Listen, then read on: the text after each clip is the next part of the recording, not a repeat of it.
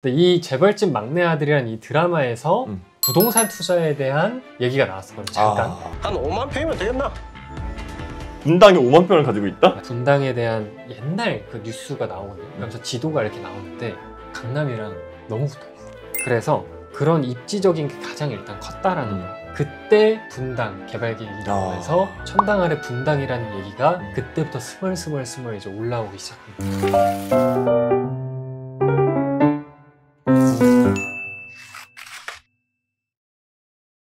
모든 것은 부동산으로 연결된다. 안녕하십니까? 부자 친구들의 부동산 전문가 전사이트 그리고 맥스입니다. 반갑습니다. 맥스, 우리가 살면서 누구나 한 번쯤은 전에 이거 샀으면 생각을 한 번쯤 해보잖아요. 1990년대로 돌아간다면 맥스님은 어디에 있는 부동산을 사셨을 건가요? 90년대로 돌아가면 저는 아직 태어나기 전인데요. 지금 이 상태로? 이 상태로. 이 나이로요? 이 나이로 가면은 뭐 할 수 있는 게 너무 많지.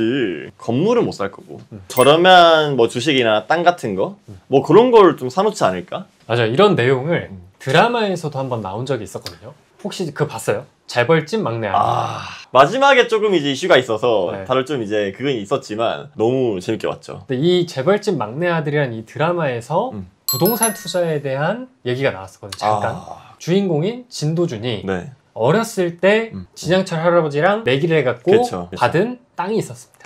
그 땅이 분당이었거든요. 분당이었죠. 그래서 그 장면을 저도 보면서 진도준이 미래에 있는 정보를 가지고 가서 그냥 투자해서 돈을 많이 번 것 같지만, 그게 맞지 않나요? 그것도 맞지만 지금은 이 회기자처럼 미리 정보를 알 수 있는 시대가 됐다. 정보가 이미 다 나와 있어요. 그래서 오늘은 이 정보를 통해서 어떻게 부동산 투자를 하고 부동산 투자의 본질을 이 재벌집 막내 아들이라는 이 장면에서 어떤 걸 통해서 알 수 있었는지 그런 얘기들 좀 해볼까 합니다.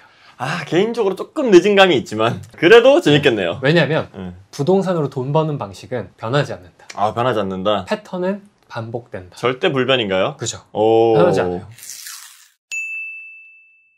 이 재벌집 막내 아들이라는 드라마에서 담겨있는 투자 방식, 투자의 본질을 두 가지로 요약을 해보면, 첫 번째는 진도준이 그때 분당이 아니라 공주 땅을 골랐다. 근데 회계자가 그렇게 하진 않겠죠.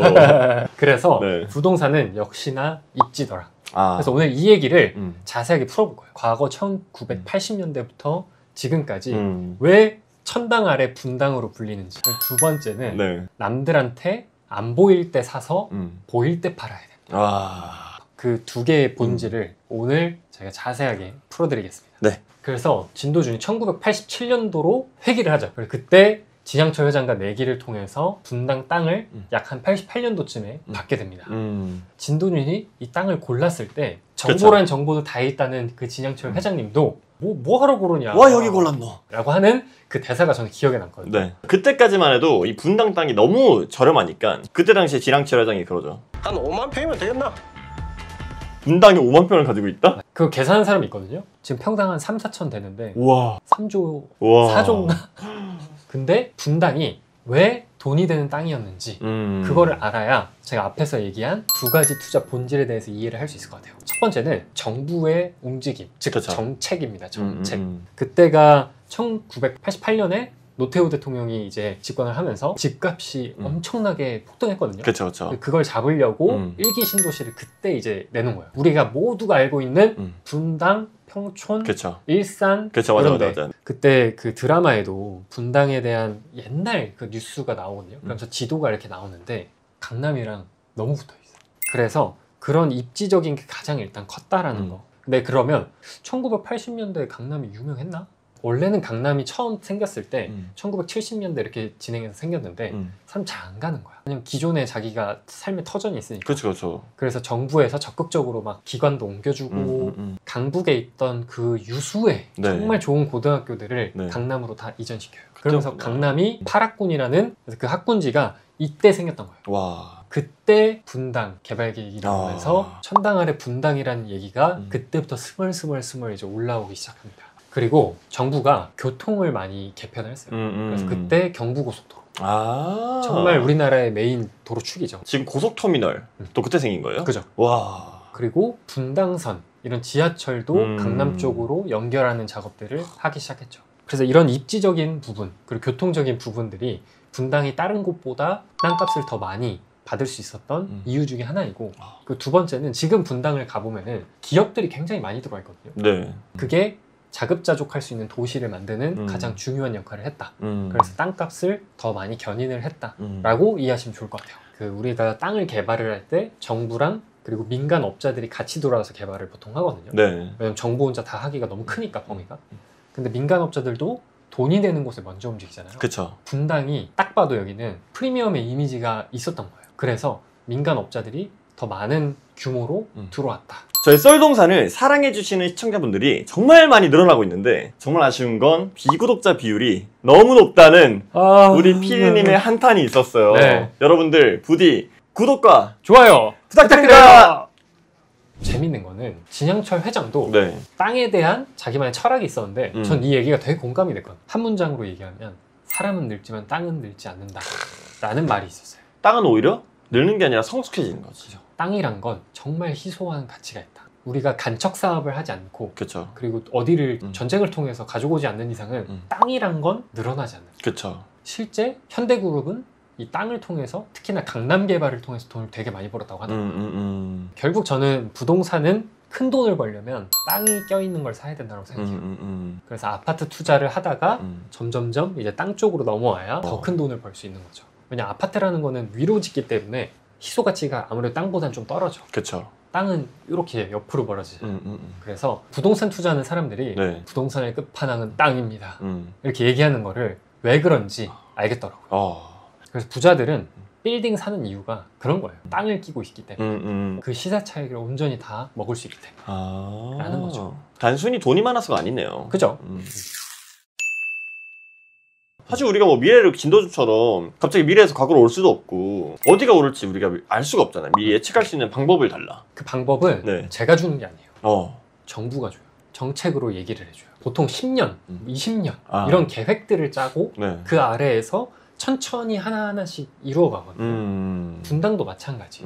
옛날에는 야 밀어붙여! 해서 밀어붙일 수 있었는데 지금은 그게 안 되죠.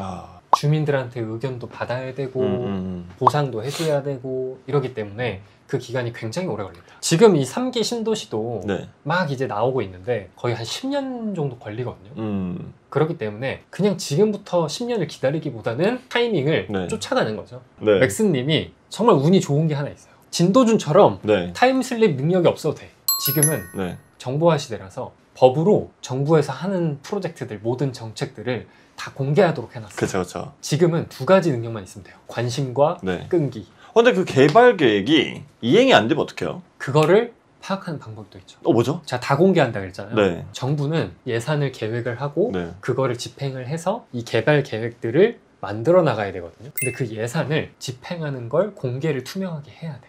예산 계획을 어떻게 잡혀 있나를 봐야 되고 네. 집행이 어떻게 되고 있나를 보면은 네. 이 개발 계획이 실제로 가는지 네. 뻥카인지 이런 게 나온다. 야, 필터링이 가능하다. 와, 네. 그럼 진짜 초기 진입이 가능하겠네요. 가능해요. 그리고 초기 진입을 할 필요가 없는 게 보통 땅이 오르는 거는 한 3년에서 5년 전쯤 사놓으면 돼요. 그래서 그런 개발 계획들을 찾아가지고 남들을 기다리는 투자를 하면은 훨씬 더 돈을 많이 벌어요.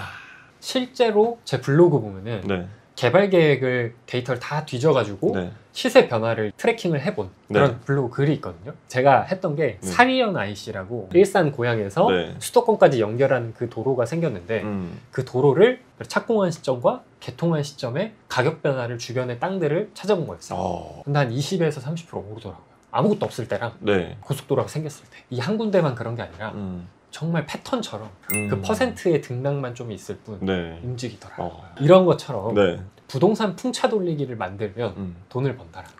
그 복리효과를 사실 생각하면은 그죠. 진짜 마지막에는 많이 불어날 수 있겠네요. 이게 정답은 아니지만 이게 진짜 부동산으로 돈을 버는 방식 중에 하나다. 그래서 보통은 제가 많이 보는 게 전자 간보라고 해가지고 이게 시군구에서 그래서 개발 계획을 뭐 잡히면은 이거를 공지하게끔 돼 있어요. 네네. 쉽게 얘기해서 공지사항인 거죠. 네네네. 그리고 국토교통부에 공시 공고 게시판 하나. 네. 그리고 각 지자체별로 내가 좀 더 자세히 보고 싶다면 그런 지자체의 개발 계획들을 보면 된다.